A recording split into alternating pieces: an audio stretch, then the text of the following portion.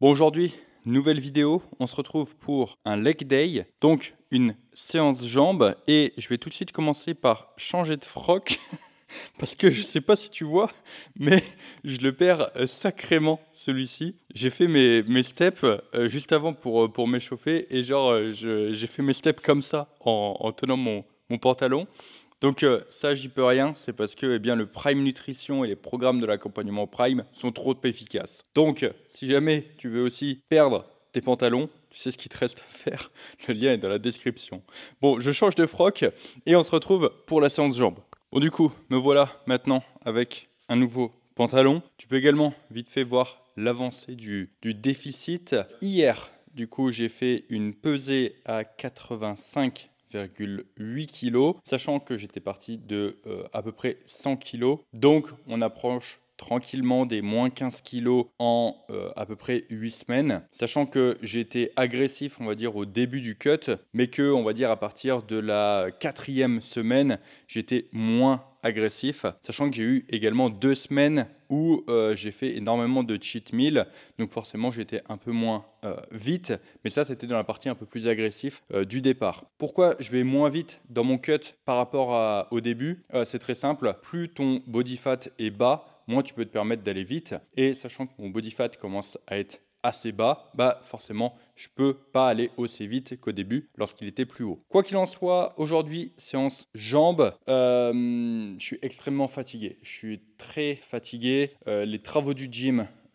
avance très bien, mais le problème c'est que forcément quand tu fais des journées d'enfoirés avec tous les rendez-vous du coup pour les différents projets, tout ce qui est gestion des coachings, création de contenu, etc. Plus que du coup eh bien, tu fais les travaux physiques, plus du coup 20 à 25 casse-steps, etc. Plus le déficit, plus plein d'autres choses, plus des galères personnelles, enfin bref. Tout ça forcément ça fait que tu accumules beaucoup de fatigue. Ça fait très longtemps que j'ai pas filmé une séance de jambes et je me suis dit voilà, il faut que je filme des séances quand je suis pas au meilleur de ma forme pour montrer les choses un peu plus proches de la réalité telles qu'elles sont. Donc tu vas très certainement me voir peut-être, je sais pas, devoir mettre moins lourd, peut-être régresser, etc. Bon, ça, je t'avoue qu'il y a quand même peu de chances que ça arrive parce que j'ai une gestion, on va dire, complète de tous les paramètres autour de l'entraînement. Et c'est là où également les connaissances et l'interprétation des données font que forcément c'est un gros boost, on va dire, pour la progression. Mais voilà, il peut toujours y avoir des choses intéressantes. Bref, j'espère comme d'habitude que cette vidéo sera intéressante pour toi. Le but, c'est de te donner plein d'informations. Et si c'est le cas, n'hésite pas à t'abonner dès maintenant si tu veux pas rater les prochaines vidéos dans ce genre-là. Et également, n'hésite pas à liker cette vidéo parce que ça aidera à la mettre en avant. Également, quelque chose que j'ai pas dit, mais je l'aurais peut-être mis dans le titre. Aujourd'hui, on va tester du coup le prototype de leg extension. Ça fait un petit moment du coup que je t'en parle, qu'on travaille sur un leg extension. Je t'en parlerai un peu plus en détail quand j'arriverai dessus, je pense. Mais sache que du coup, aujourd'hui, on a une version qui est fonctionnelle, pas terminée mais fonctionnelle. Et donc, on va pouvoir tester tout ça. Premier exercice, du coup, ça va être du leg curl couché. J'ai switché du coup mon leg curl assis pour du leg curl couché. Alors là, il y a tous les mecs un peu science-based qui vont me dire « Ouais, mais le leg curl assis, c'est mieux que le leg curl couché, etc. Pourquoi tu l'as enlevé ?» Tout simplement parce que, depuis mon premier cycle du coup Road to Prime, donc depuis janvier, on est en août, ça faisait donc 8 mois que je faisais l'exercice du leg curl assis. Et en fait, ce qui se passait, c'est que j'avais un ratio stimulus par rapport à la fatigue sur cet exercice qui n'était plus suffisamment intéressant, c'est-à-dire que la fatigue qu'il engendrait par rapport au stimulus était, on va dire, plus aussi avantageuse que par exemple lorsque j'ai plus de calories et que c'est plus facile pour moi à encaisser. Donc je suis passé sur le leg curl couché qui certes a provoqué un peu moins d'hypertrophie comparé au leg curl assis sur les études, parce que du coup on travaille un peu plus en position étirée sur le leg curl assis, mais en fait j'en ai rien à foutre. Ce qu'il me fallait, c'était un exercice qui me provoquait une tout aussi bonne stimulation avec du coup beaucoup moins de fatigue. Parce que là en fait actuellement c'est ça mon combat, c'est lutter contre la fatigue parce que j'en engendre énormément avec du coup tout ce que je fais en ce moment. Donc dans le but de réduire la fatigue, je suis passé sur le leg curl couché et c'est ma deuxième rotation dessus. Donc j'ai fait ma phase de standardisation la dernière fois, j'ai trouvé mes réglages, mon amplitude, unité approximative de mes charges et du coup on va s'envoyer 3 sets sur cet exercice. Pourquoi 3? Tout simplement parce que je peux les encaisser, également parce que du coup eh bien mon volume sur les ischios est assez faible en ce moment. Tu verras que de toute manière mon volume sur les jambes est assez faible en ce moment. Pourquoi? Parce que elles ont énormément de mal à récupérer. Comme j'ai dit, c'est un combat contre la fatigue. Et surtout, eh bien, si j'ai trop de mal à récupérer sur les jambes, ça devient extrêmement difficile pour moi d'atteindre mon quota de step qui est de 20K par jour. Et donc,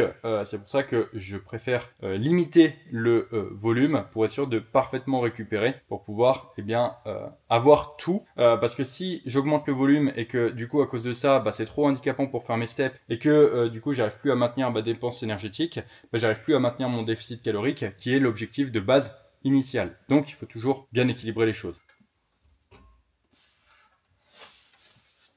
Bon, du coup, ce que j'ai fait, c'est que j'ai augmenté de 2,5 kg par rapport à la dernière fois, ce qui est un jump quand même assez ambitieux sur ce genre de machine. La dernière fois, j'avais fait 5 reps du coup à 3 plaques. Là, du coup, j'ai 3 plaques plus 2,5. Sachant que au niveau de la répartition des poids, je mets majoritairement du coup chargé au début du mouvement et je mets une plaque avec un peu plus de résistance sur la moitié du mouvement. Et là, le but, ça va être tout simplement de mettre plus lourd et de faire plus de reps. Donc, chercher à avoir le beurre et l'argent du beurre. J'aimerais bien faire 1 ou 2 reps de plus, ça me ferait bien plaisir. Sur ce, maintenant que j'ai annoncé, il faut assumer. Ok.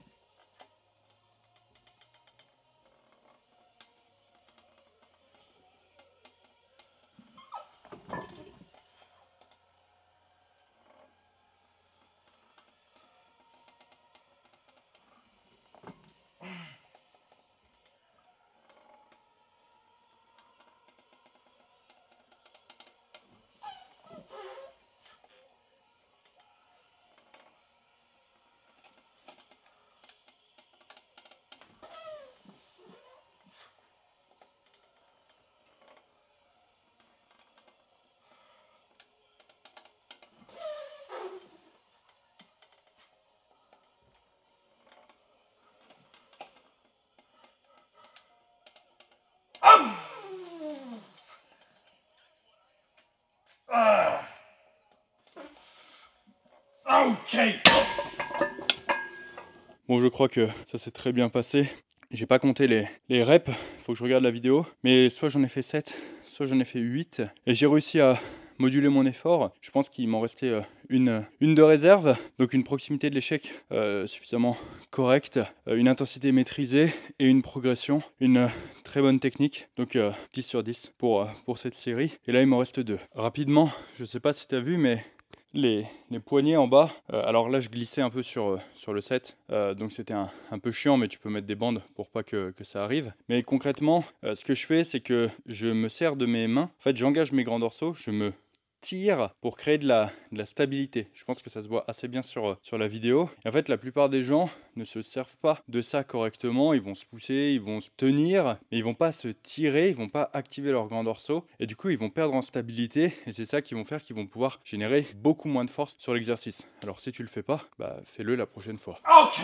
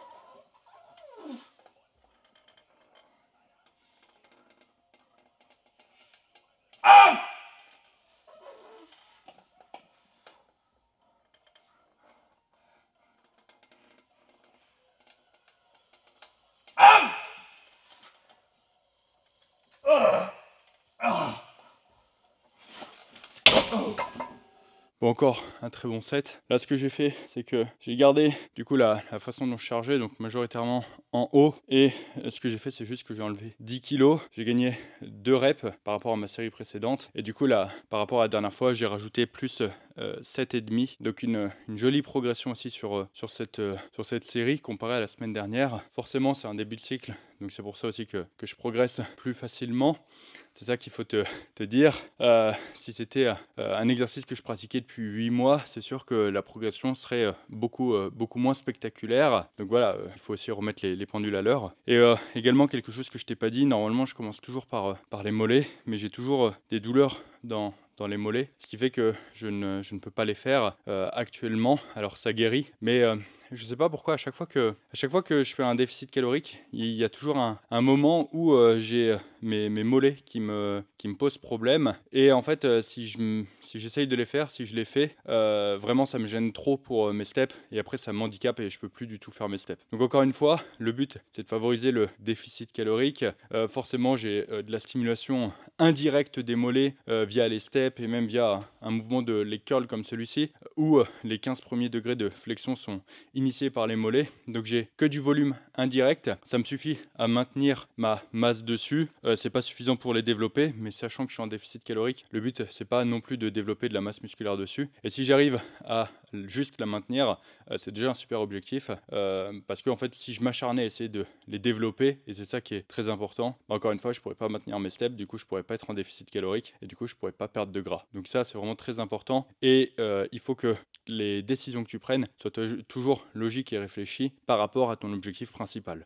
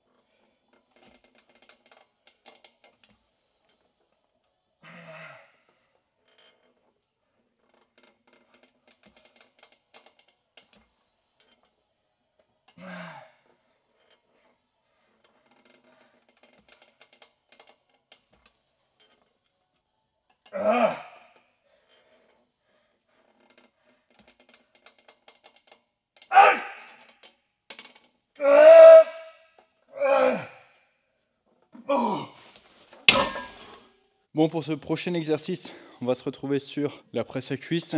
2 séries. Ici, la presse à cuisse, c'est vraiment un superbe exercice, surtout lorsque tu fais un déficit calorique et que potentiellement tu as des changements importants qui opèrent au niveau de la taille, parce que par exemple sur un hack squat, sur un pendulum, en perdant du tour de taille, tu peux très très vite perdre ta capacité à te rigidifier, à te gainer et bien proprement, alors que sur un mouvement de presse où du coup tu n'as pas tout ça à gérer, ça te permet d'avoir bien des performances qui sont beaucoup plus standardisées et sur lesquelles tu vas avoir beaucoup moins de variations à cause de ta perte de poids. Donc la presse à cuisse, c'est un mouvement que j'affectionne particulièrement pour faire un déficit calorique et je pense que les séries qui vont venir juste après vont te montrer à quel point j'aime cet exercice et tu vas être bien le grand témoin de cet amour.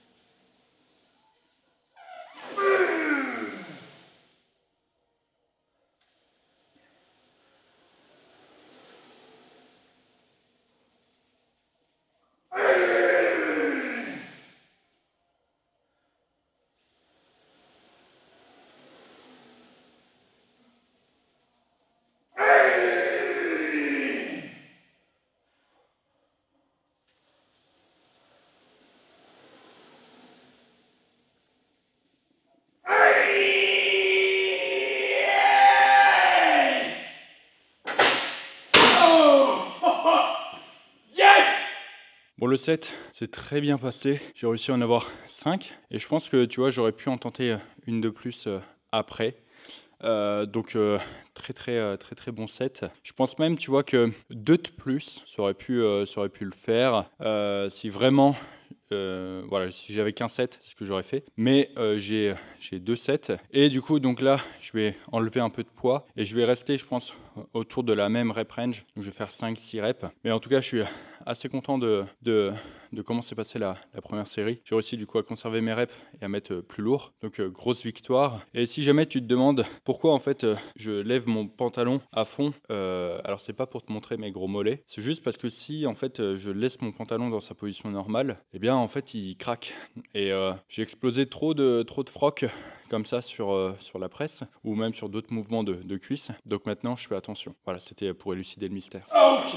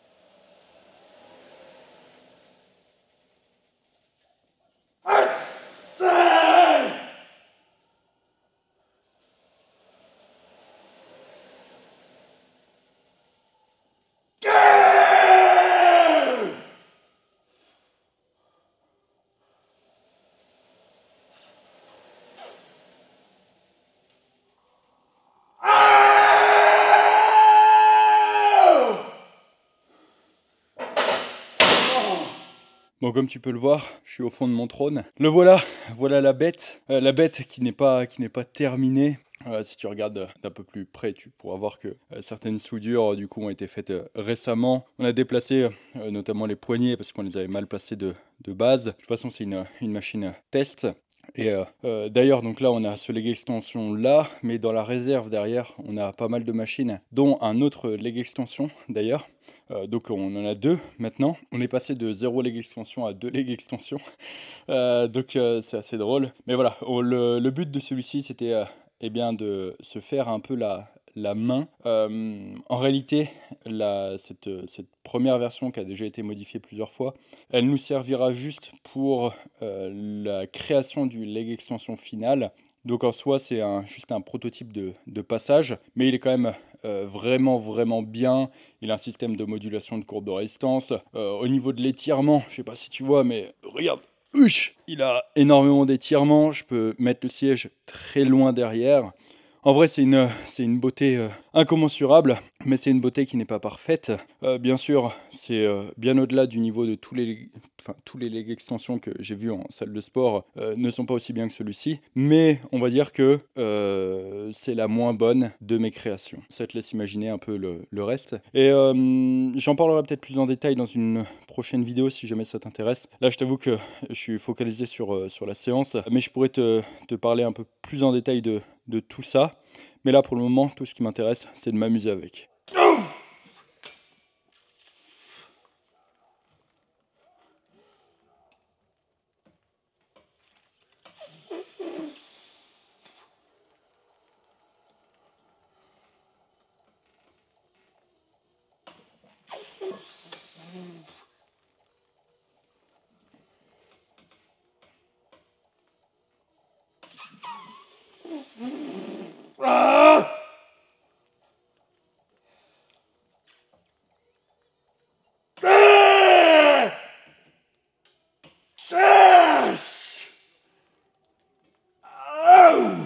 Bon, le premier test a été particulièrement concluant. Il m'a explosé la gueule. Je vais faire 3 séries ici. Je sais pas si t'as vu, mais il y a le Sky qui a commencé à se barrer. Après, on avait mis le Sky, mais c'était juste pour tester. Donc on va le refixer, tu vois, c'est pas un problème. Pareil, il faut qu'on resserre un peu la machine, parce que du coup, elle branle un peu. Tu vois, tout ça, c'est normal, c'est un prototype.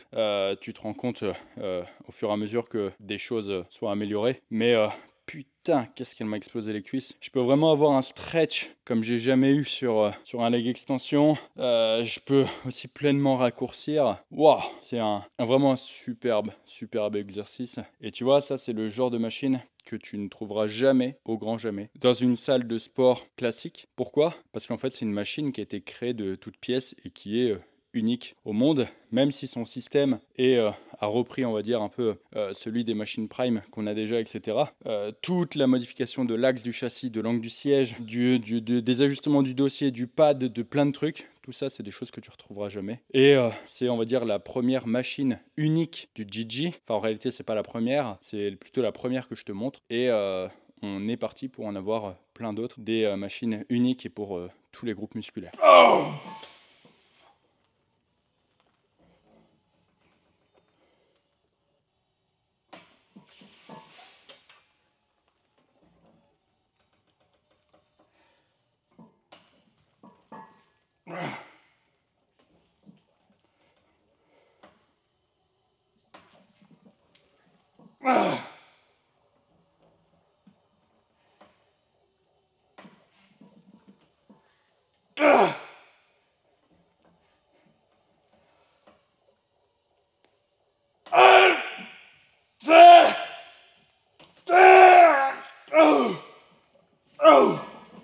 Bon, deuxième série, exceptionnelle encore une fois. Je vais en faire une troisième, il me déglingue la gueule. Et après, je vais faire un set sur les adducteurs et je finirai tranquillement avec les abdos. Je remettrai aussi mon froc au passage parce que sur les adducteurs ça va me gêner. Tu vois là, le leg extension, je suis mieux sur mon froc. Mais par contre, pour les adducteurs, je serai mieux avec mon froc. Vraiment, en fait, les vêtements, je le vois plus comme un accessoire qui peut m'aider ou me desservir dans ma progression que comme quelque chose avec lequel je dois vraiment m'habiller, tu vois.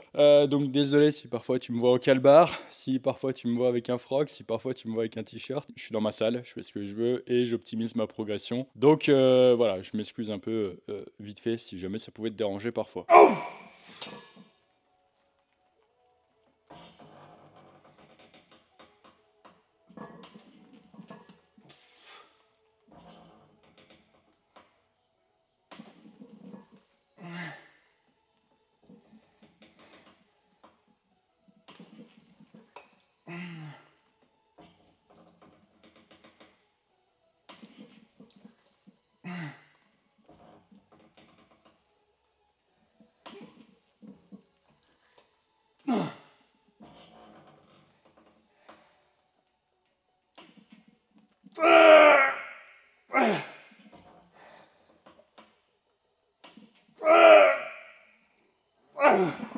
Bon, maintenant les adducteurs, donc je vais faire un set. J'ai déjà suffisamment de stimulation avec du coup ce mouvement, plus du coup celui de presse d'en bas où je peux chercher une grande amplitude et où j'ai également une sollicitation des adducteurs. Donc j'ai pas besoin forcément de faire plus de volume que ça et encore une fois, après ça me gêne. D'un point de vue de mes capacités de récupération, je te renvoie du coup au début de la vidéo par rapport aux steps, aux travaux et tout ce que j'ai à faire en ce moment. Donc juste un set ici. Comme tu peux le voir, je ne charge plus la machine comme un enculé. Enfin, je vais lui rajouter des plaques quand même, mais plus autant. Le but, c'était de m'amuser il y a quelques cycles. Donc c'était le deuxième cycle avec un focus bas du corps, où le but c'était de voir jusqu'à combien la machine pouvait encaisser. Et tu vois justement, je lui avais mis le stack plus 200 kg au total. Donc ça montre encore une fois que en fait, ce qui nique une machine, c'est pas de lui ajouter du poids, c'est plus de s'en servir n'importe comment. Si tu respectes ce pourquoi elle est faite, même si tu lui mets plus lourd, eh bien, ça ne la cassera pas, étant donné qu'elle est faite pour encaisser beaucoup plus que ça. Et d'ailleurs, c'est quelque chose que tu vois régulièrement au sein d'une même marque.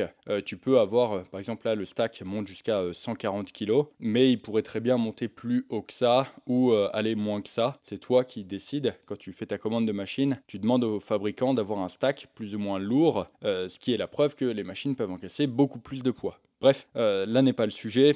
Du coup, donc je mets moins lourd maintenant, j'ai augmenté mon amplitude. Je place mes mains également différemment parce que j'avais tendance un peu à m'aider indirectement. Donc le mouvement est plus dur. Et du coup, là, je vais remonter progressivement jusqu'à lui stacker, je pense, une centaine de kilos sur la tronche. Et ensuite, eh bien, je pense que déjà, ça sera assez fun. Ok.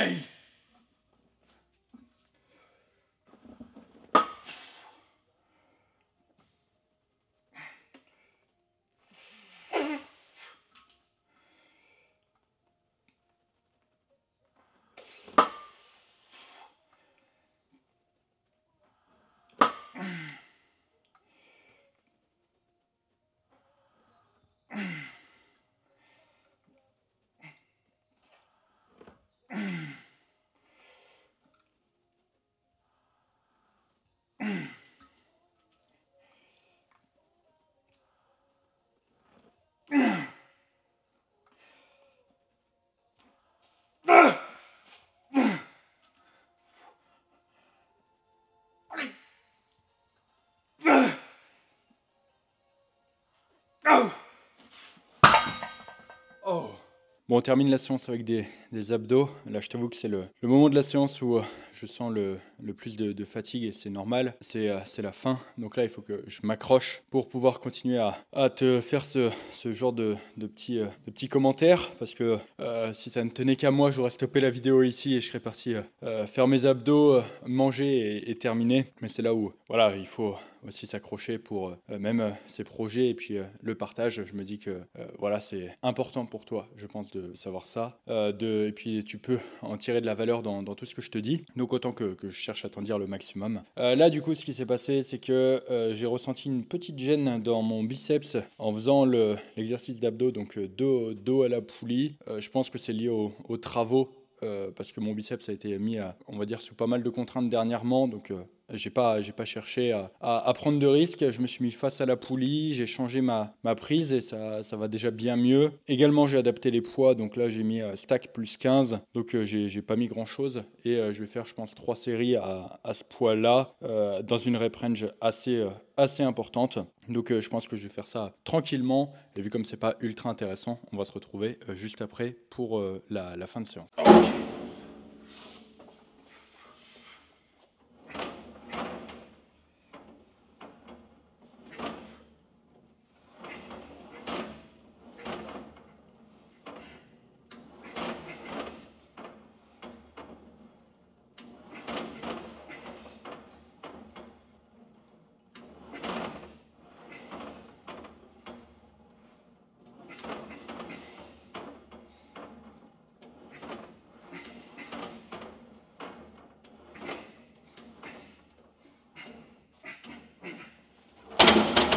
Bon, c'est le moment que j'attendais le plus de la séance, la fin.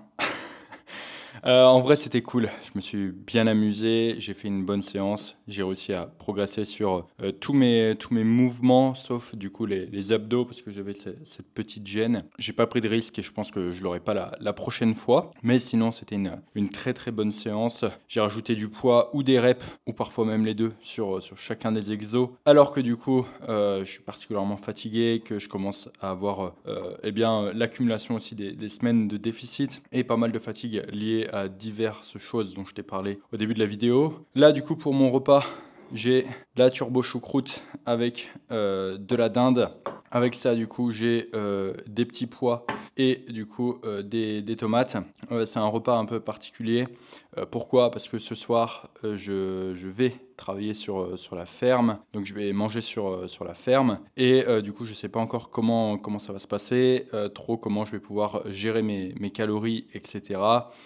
Donc, je préfère avoir de la marge. Donc, j'ai volontairement réduit mes calories pour ce midi, pour en garder pour ce soir, pour être sûr de ne pas dépasser mon total calorique. Encore une fois, avec le Prime Nutrition, c'est assez simple de déplacer, on va dire, des groupes d'aliments d'un repas à un autre ou même partiellement. Enfin bref, c'est très très avantageux d'avoir un support comme le Prime Nutrition pour gérer sa diète.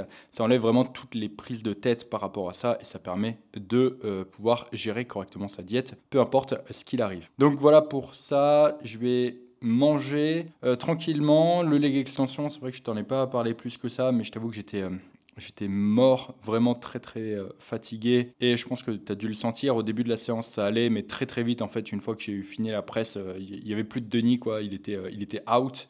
Mais voilà, ça fait aussi partie du jeu de la sèche. Sachant que je suis encore loin de l'objectif que je me suis fixé en termes de body fat. La plupart des gens me trouvent plutôt assez sec. La réalité, c'est que tu as pu le voir en fonction des angles et de la lumière qui n'était pas toujours avantageuse dans la vidéo.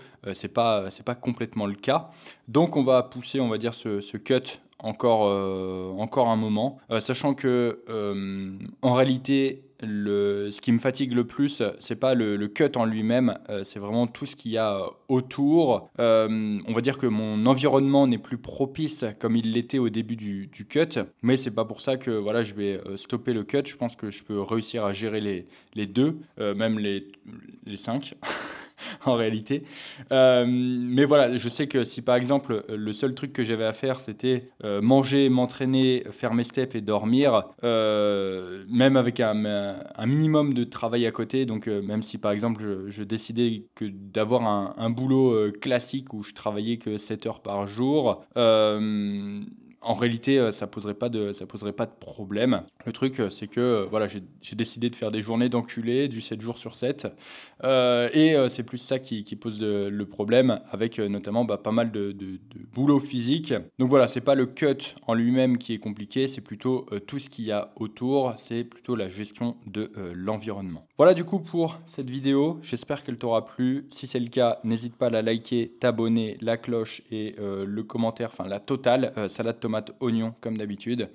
Et puis moi je te dis à très bientôt dans une prochaine vidéo. Ciao.